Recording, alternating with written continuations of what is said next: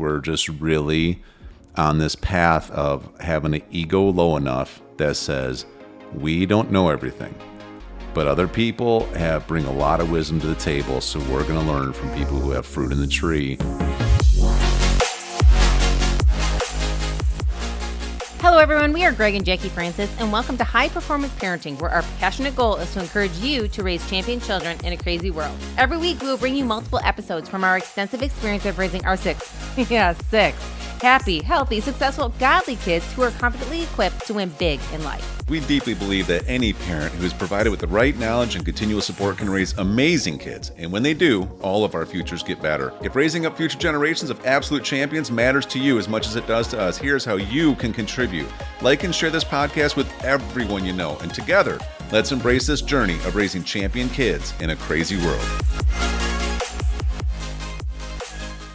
Okay, welcome back. Well, we were just finishing up in the last episode. Jackie was starting to express how to, the question was, how do parents lose sight of continuously getting to know their children all throughout their lives? And, you know, you were just explaining a little bit about the mindset of engaging with your kids enough to be able to know some of the things that they need from you. You know, but it all stems back to one of our main philosophies, which is you can't just have a goal in business.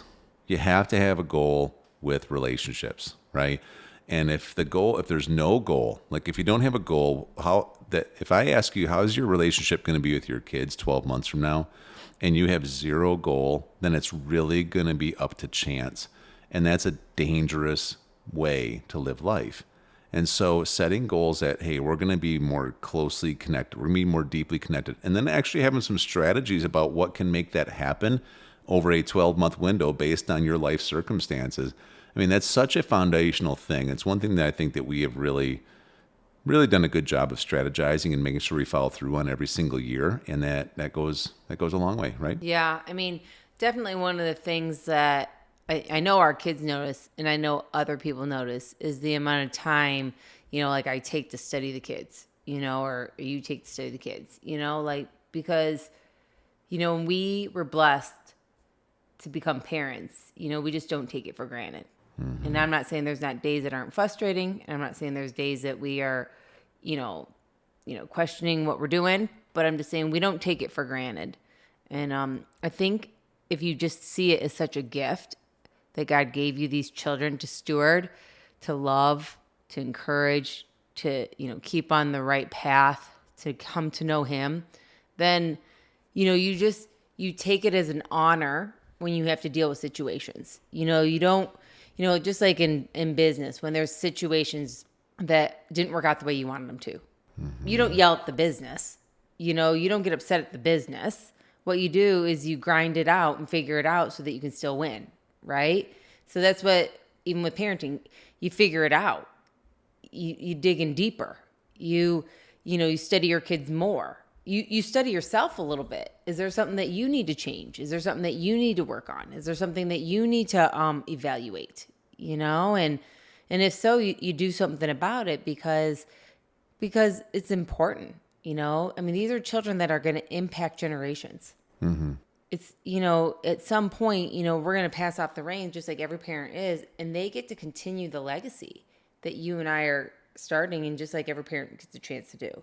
Right. And if we do it well, then my gosh, you know, like, where will these amazing kids go? Who knows? Yeah, for sure. And so I think it's super important that we just take it as a serious journey, not just one that, yeah, whatever happens, it'll be okay. And I think you can start anywhere. Absolutely. I think if you're, you know, 60 years old and your kids are 100%. 38 or 40, I think you could start now. I think, you know, first of all, if you have some kind of anxiety between you guys, then ask yourself if it's worth it, mm-hmm. you know, because if it's not, then you might want to start asking yourself questions like, what is our philosophy on forgiveness? Right. Or is it going to be a philosophy of, well, I'm upset about something from the past, so I'm hanging on to it until they apologize?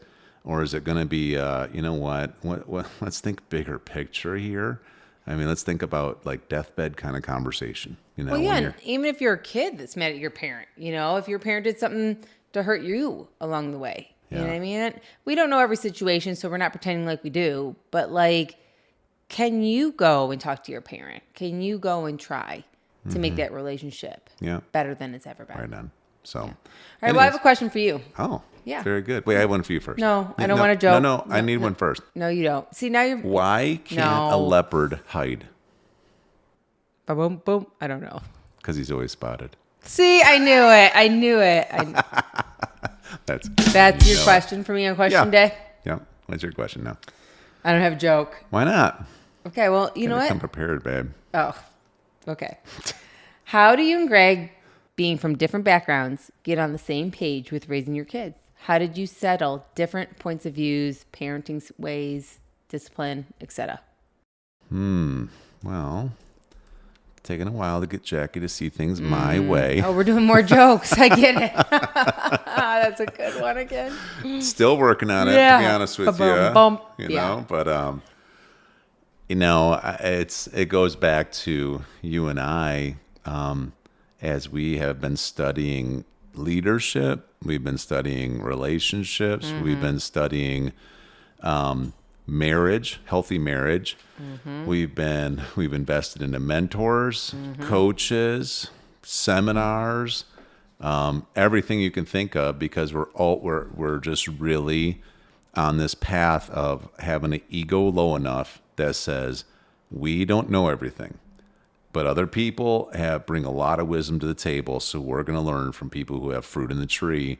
And one of those areas was a really good marriage workshop that we went through. And it's the first time I ever heard someone communicate how much your normals of growing up affect every decision you make at a subconscious level, And so we dug into this topic and really started evaluating, okay, can we just get honest? Like, I have this whole set of normals that I truly believe are probably correct. You have this whole set of normals that you believe on a belief level, meaning a subconscious level, that are truly correct. And then we have to be willing to kind of blow them all up. Right. We really do. And it's hard. It's not easy when you're strong-willed people. And honestly, again, this stuff works on cruise control. And we just had to make a decision like, okay, can we just get honest? Can we just be really real? Like, I mean, for our parents, we're not going to be disrespectful if we choose to do something a different way than they did it, because they learned it from someone and they may not know everything that's perfect. So we kept basing everything back. Let's blow all of our normals up. Let's look at what the Word of God says behind all of these things, but then let's actually have some practicality with our unique situation of our life involved in that. And then let's keep massaging these topics along the way between the two of us, being willing to face into some conflict, where you disagree, I disagree, but doing it with honor. And then being able to have these conversations, think about them, talk them through, go back to maybe even some counsel, maybe go back to some of this studying we were doing. And it was literally, I know it probably sounds overwhelming to some people, but it's literally been almost like situation by situation for years now for us, right? Yeah, I would agree. I think a lot of it was when we first started kind of dating, obviously neither one of us really understood how we wanted to parent. Like, I mean, what kind of conversation would we have? We didn't know how. But we would see children, parents out there, and we would see the behavior of their children or the way they talk to their kids or the way the kids talk to them or whatever it may be. And as those situations arose near us, we would talk about it. Like, I don't like how that happened. I don't want a parent like that. When we have children, that won't work for our household. You know what I mean? And we kept having those kind of conversations before we had children, number one. Yeah. So that kind of helped so that we could at least get to understanding of what both of us saw as a new way to parent. Then we had great resources, that we studied. And we're so thankful for those resources because, again, they were all biblically based. We did everything according to the Bible. We referenced everything from, how to parent, how to discipline, how to, raise, all of it when biblically based. And then I think once we had children and things came up, we really had to sit down and think about it. And we didn't handle it right all the time. Like at first we were like, should we try the timeout thing? At first, should we just, put them to take stuff away? At first, should we, whatever. Threaten 25 times. Right. we didn't know with our first two. We say all the time, like deer in headlights, had no clue, right? I mean, we had an idea of what we didn't want to do, but we didn't know what to do with the whole thing. And then as we kept studying and we realized kind of like the difference between how you grew up and how I grew up and whatnot, we had to come to what really did work, but be both willing to actually implement it. That's the biggest thing, is come to a point to realize that we both have to be okay with what we're going to put into action as parents. And if no matter what your backgrounds are, it doesn't really matter. When you guys come together, you got to come to a healthy place that you're willing to both follow through with it. Because I think the hardest thing about parenting is when both parents aren't on the same page. Yeah. You know, nothing's more frustrating than, hey, I want to parent this way, you want to parent this way, and the kids just, you know, they get to choose which one they want to be on the side of. I mean, if we're going to get like brutally honest, which I guess is why we do this, right? And just somewhat take the gloves off, and at the risk of ticking somebody off or offending them, which isn't uncommon for at least myself to do. Here's the fact. You know, the reality is, as I got myself more on track with my Heavenly Father, as I stopped trying to do things just my way, and I started really allowing myself to be coached and mentored by biblical standards and principles from a God who I know wants us to succeed above all else. And you started doing the same thing in your own way. Right. As we both started like kind of like realizing that, listen, we how can we ever have our kids submit to our leadership, honor our leadership, if we don't honor our Heavenly Father's leadership, right? That's true. That's the first part. And that's a journey in itself. And we've been working on that journey, and we're still working on it, right? The second one is after that, okay, then you realize that now we got to work on us quite a bit too. We can't just sit here and have all these things that we just keep compromising, quote unquote, on that we don't agree on, you know, philosophies of faith, of how we want to discipline, of, you know, are we a growth-minded family? Do, you know, whatever. There's so many topics in a family. So we have to work on us and getting on the same page. And that's why we've done so much marriage stuff, and we've done so many, we've read so many books. Then you filter down from there, and now we have a foundation where you and I can work together and be a team about how we're going to raise these little human beings into the champions that they're supposed to be. Right. So it's like, I know it's not an easy, short answer for someone who's asking, how do you get on the same page? The reality is you're going to have to dig your toes in the sand, and you're going to have to go through a process. There's not a shortcut. There just isn't. Like, I would suggest the first thing is that you really check your relationship with God, and you start working on it. You don't work on it to try to fix your spouse. You work on it because you can have a better one, and you need to have a better one. Number two, then you start working on it from that angle with that kind of foundation and that kind of guidance on your marriage. And then you start, you know, really being able to pour that into your kids. And I'll tell you, it is a thing of beauty once you start doing that, because, you know, I know that our kids listen to us very well because they know that we work hard to listen to our God. Like, I know it. I can see it all over them, that they know that we're submitted to something bigger, so they can be submitted to something bigger, right? Sure, there's a lot of peace in that. Yeah. Okay. All right, let's go to a different one here. This is this is a good one. I can't wait to hear your answer on this one. They're looking for tips. Someone who has 5 kids, ages 1 through 8. They want to know some tips for getting to places on time. So, house manager, why don't you go first, house manager extraordinaire, would you like to attack this one? And let's give some specifics. Yeah, you know? why don't you start off? I want to hear from your perspective first. I don't think it's that hard, babe. I think we just, you know, get ready, and we have a time we're leaving, and get in the car, and you know, I'm ready to go. Like, that's the key. Yeah. I'm ready to go. You just said it. I'm ready to go. Well, it's helpful, though, isn't it, that I am? Because if I wasn't, wouldn't that be worse? Sure, babe. All right, okay. So this is your wheelhouse, all right? So, hey, you said you want a 7th kid. I choose to act like that just for your benefit from time to time. And so how do you organize us 7 kids in our household to get us out the door on time? I don't do it very well. Yes, you do. No, I'm typically 5 minutes late, but... but you get all of us out the door on time. You getting out the door on time is a different story, but yeah, because I'm not taking care of Uno over here. Uno.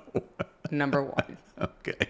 All right, Uno. No, I mean, it's a good question. I don't know. I don't have the answers to everything. I mean, I think, in our situation, it comes with just trying to plan our calendars accordingly, what we can and can't do all the time, when we really need to leave by. I mean, truly, I take a typical day where we have to be out the door. I don't know, moms. When it comes to school and stuff like that, I remember how many times I dropped the kids late because it just was like so much going on in the morning. But I don't beat myself up for the things I do wrong. I try to think of the things that are important and what we need to get to and where we need to be. And if you need to get up earlier or whatever the case may be, I try to plan accordingly. You know what I mean? Like whatever that looks like. For me, if we're trying to get on the door early the next morning, it starts the night before. It's having everything organized the night before, whether it's clothes, whether it's showers, whether it's meals for the day, whatever it may be. It starts the day before, and maybe that's too means I need a helper at home to make that happen. We've gone through seasons where we've had, full-time nannies at our house to help us so that we could do what we need to do as a family and as a couple and as, business owners and stuff like that. And then the morning of, when the kids are so young, I try really hard to have a lot of pep talks. The truth is, when they're really young, they can only do so much. And so when you pressure them to do more than they can because I'm stressing, it turns into a disaster and a lot of mom guilt and all that kind of stuff. There's so many layers to these questions, because like, for instance, these are all things that we've figured out over time. Number one, we do a weekly team meeting and we do calendar planning. So now there's a kind of an overview of the week now, right? Which helps you and I, but also helps them kind of, we even be able to have conversations like, okay, so this is what the week looks like. This is we're going to need you to be ready at this time. We're going to need this to happen at this time, right? So it sets this tone of it. And then it's pretty much per day. Right. And you are very good at thinking this stuff through. Okay. You guys got to be up for our schoolwork tomorrow by this time. So the night before, we're not staying up past this time, Right. that kind of thing. So you start it there. Then you, depending on their age, like you said. Yeah. Because if it's 5 and unders, there's no point. You're not doing this stuff yet. No, that's what yeah. But with an 8-year-old, you are. Sure. Of course. Yeah. But it's like what we did with our kids as they got older. We kept expecting a different level of maturity and responsibility for certain things like this. You look at Jeruse and Ellie. Ellie just turned 10, and she sets her own alarm. She has to get herself up for things. But we taught her that now. She probably tried to do it a little bit younger, didn't work out that well. We realized she's probably too young for that yet. So then we stepped in and, made sure things got to happen. But this is part of the process, right? Yeah. I think a lot of it has to do with organization beforehand, like you just said. Prep work ahead of time. And then just two, I think one thing when my kids were young is not over booking everything. Mm-hmm. I think that's huge. Because the truth was it fell on my shoulders so much to get them to everything or get them ready for everything, to get them in the car for everything, and having an honest conversation, even like with Greg or whatever during that season, if there was somewhere he wanted to go or something we wanted to do, or if there was something we got invited to, whatever the case may be, it would be, I'm okay with going to this, but we can't go to all of it. So which one is most important today? Because by the time I organize all the kids and I do all this stuff, I'm just not going to make it to everything. I'm just going to be realistic. Right. You know what I mean? And if he was, even if you do make it and you're miserable the whole time, it's just not worth it. Right. And so even if he was like, well, can we just try? Can we go here? I'd be like, we can try, but if it doesn't work out, and to be honest with you, we got in arguments about it. We would try and overdo stuff. Yeah. And then get home, the kids are miserable and we're arguing and stuff like that. So it's like we made it to everything, but we all are unhappy right now. Right. So it really was one of those things that it was like we kept, figuring out along the way. So I think a lot of communication with husbands and wives. And if you have to say no to people because you can't do stuff because you're in that season where it's just like, it's a little too much for my plate today. You know what I mean? Then you say no. There's some things you absolutely have to get to. Then you make those the priority. And then the things that, it'd be great to get to them, but we don't have to get to them. You have to be okay with it. And that goes for your kids too. I will tell you, there'll be days when I have great plans for them. Greg will sometimes even tell you, he'll go, I'll wait for the weekend to do something or a weekday or whatever. He's out of town. And all of a sudden I'm overbooking our calendar, even with the kids. And I have 6 kids that can help. They're of age that can help. And I come home exhausted, worn out, and, my temper's at all time max. And he's like, see, you overbooked yourself, Jackie. Like, they don't need to do all that kind of stuff just Right. because you had some time today to go do it, and not to feel guilty when you have to say no to things, not to tell your kids. Yeah. And I can't tell you how many times we've said something to kids like, hey, tomorrow we might go to the park. And then when it didn't work out, we just say, you know what, guys, I wish it did. We kind of overbooked ourselves. We're going to have to go a different day, Yeah. and we're just open about it. Yeah, for sure. Yeah. Oh, it's awesome. Yeah. You're awesome. A good recovery. You are. Thanks for getting all 7 of us out the door. Yeah. Yeah. I'm worried about you some days. Whoa. Yeah. Not really. No, not really, actually. Hey everyone, thanks for listening and thanks for your love and support. We hope that today's episode added tremendous value to you and your family. It would mean so much to us if you would partner with us on our mission of helping parents around the globe raise champion children in this crazy world. To do so, simply take a moment to like and share this podcast with everyone in your network. And we have great news. You get more of us. You can expect new episodes every Monday, Wednesday, and Friday mornings. So be sure to consistently tune in with us and enjoy our show. See you next time.